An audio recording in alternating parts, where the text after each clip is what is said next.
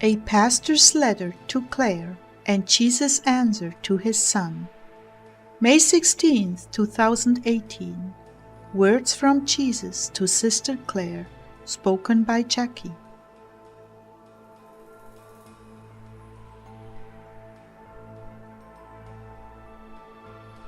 Clare began. Well, my dear family, I want to share a letter with you from a pastor being plagued with failure by the enemy. And if the Lord is allowing it, there is a good reason, but that doesn't always make it easier.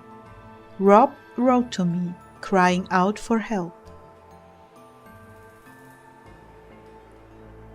He began, I didn't mean to come across so erratic in my comment. I just have been getting wave after wave of sickness, panic, and discouragement. Being sick all the time is a very tough way to live. When I feel good, I'm like a rocket. But I'm having so many unexplained health issues, it feels like I'm losing my mind. Not to mention when I go to church and during the week, I have the terrible panic attacks and my nerves are so shot.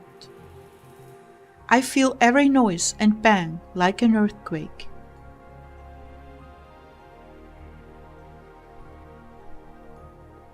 I am all my boys have, and I'm only 39. But to be honest, some nights I wonder if I will die in my sleep. I know it has to be demonic. It's just not natural sickness, not just the multiple panic attacks and the deep loneliness, but monumental stress that is taking its toll. Also, there's the physical side. My body on the inside heats up and my hands feel like fire on my palms. I get pressure in my head and I have been having migraines weekly.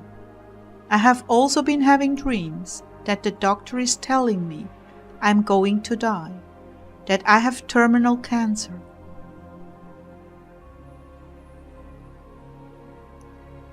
More than once the dreams were vivid, and I used the binding prayer, but I'm terrified of dying and going to hell.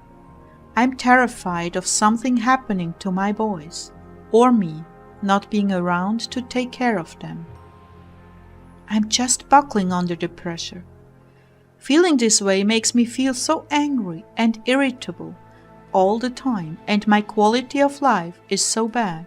It's affecting my boys, and they deserve better than a sickly, irritable, angry dad. I have come a long ways with the Lord, but I struggle with loneliness, and sometimes I fall with self-pleasure. It is so hard to go full steam ahead for the Lord when I can't hear Him or spend time with Him, and I'm ashamed all the time. So I avoid Rhemas most of the time as well.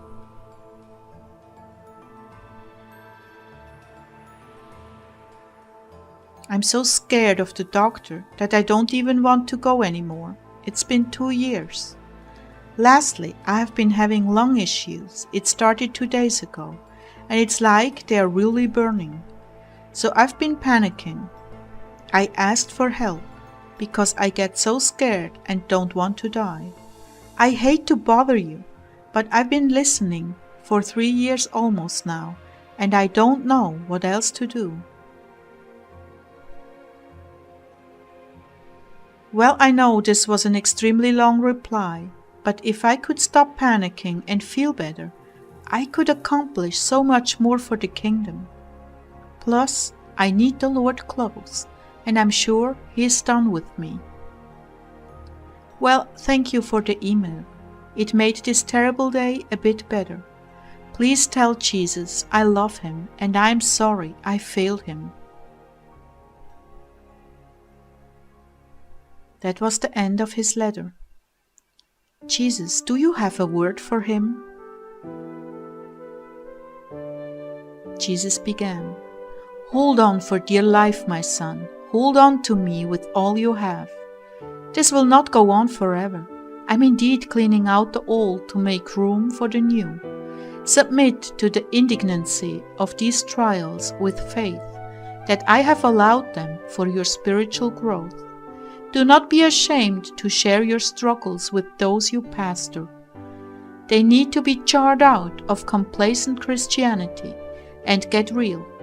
The devil is fighting for keeps, and what you go through, your flock will also go through. So you're paving the way. And as you handle your trials, so too will they handle theirs. I'm asking you to lead, not by being crushed into oblivion, but by being honest about the attacks and rising above them with faith that I'm with you and will not allow you to be tried beyond your capacity. You do not know your capacity until you reach your end. And since I'm continually supporting you, there is always a safety net under your end. Rise up and know that I'm with you. Draw your trusted prayer warriors together and be honest with them.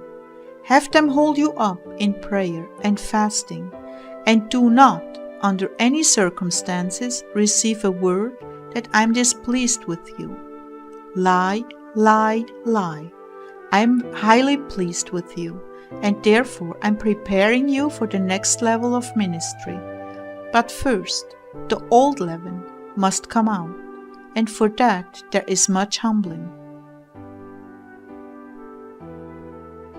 I'm not upset with your falls, rather I forgive you and hold you by your right hand to help you get up again.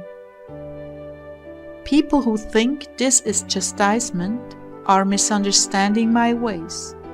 Rather, I'm pruning you, so you may bring forth more fruit.